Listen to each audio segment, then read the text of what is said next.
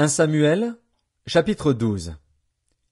Samuel dit à tout Israël, Voici, j'ai écouté votre voix dans tout ce que vous m'avez dit, et j'ai établi un roi sur vous. Et maintenant, voici le roi qui marchera devant vous. Pour moi, je suis vieux, j'ai blanchi, et mes fils sont avec vous. J'ai marché à votre tête, depuis ma jeunesse jusqu'à ce jour. Me voici. Rendez témoignage contre moi, en présence de l'Éternel et en présence de son oint. De qui ai-je pris le bœuf et de qui ai-je pris l'âne? Qui ai-je opprimé et qui ai-je traité durement? De qui ai-je reçu un présent pour fermer les yeux sur lui? Je vous le rendrai. Ils répondirent, Tu ne nous as point opprimés, et tu ne nous as point traités durement, et tu n'as rien reçu de la main de personne. Il leur dit encore, L'Éternel est témoin contre vous, et son oint est témoin, en ce jour, que vous n'avez rien trouvé dans mes mains. Et ils répondirent, Ils en sont témoins. Alors Samuel dit au peuple, C'est l'Éternel qui a établi Moïse et Aaron, et qui a fait monter vos pères du pays d'Égypte. Maintenant, présentez-vous, et je vous jugerai devant l'Éternel sur tous les bienfaits que l'Éternel vous a accordés, à vous et à vos pères.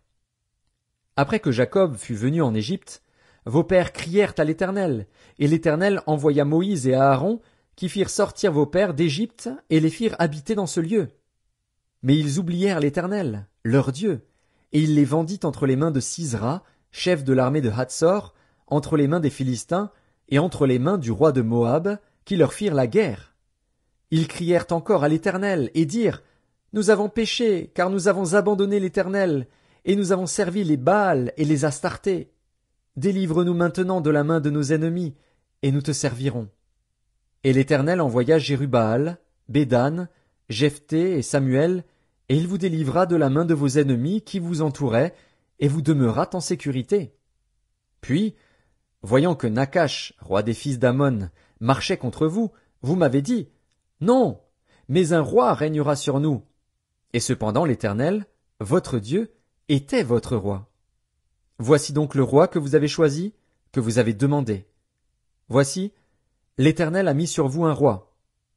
Si vous craignez l'Éternel, si vous le servez, si vous obéissez à sa voix, et si vous n'êtes point rebelles à la parole de l'Éternel, vous vous attacherez à l'Éternel, votre Dieu, vous et le roi qui règne sur vous. Mais si vous n'obéissez pas à la voix de l'Éternel, et si vous êtes rebelles à la parole de l'Éternel, la main de l'Éternel sera contre vous, comme elle a été contre vos pères. Attendez encore ici, et voyez le prodige que l'Éternel va opérer sous vos yeux. Ne sommes-nous pas à la moisson des blés? J'invoquerai l'Éternel, et il enverra du tonnerre et de la pluie. Sachez alors et voyez combien vous avez eu tort aux yeux de l'Éternel de demander pour vous un roi.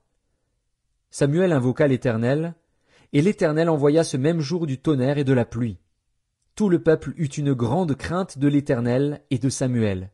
Et tout le peuple dit à Samuel, Prie l'Éternel, ton Dieu, pour tes serviteurs, afin que nous ne mourions pas. Car nous avons ajouté à tous nos péchés le tort de demander pour nous un roi. Samuel dit au peuple, N'ayez point de crainte. Vous avez fait tout ce mal, mais ne vous détournez pas de l'Éternel, et servez l'Éternel de tout votre cœur.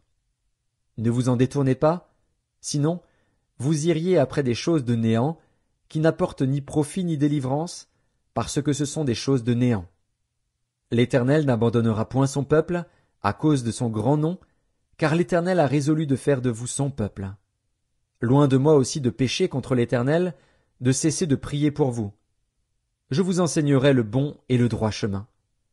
Craignez seulement l'Éternel, et servez-le fidèlement de tout votre cœur, car voyez quelle puissance il déploie parmi vous. Mais si vous faites le mal, vous périrez, vous et votre roi.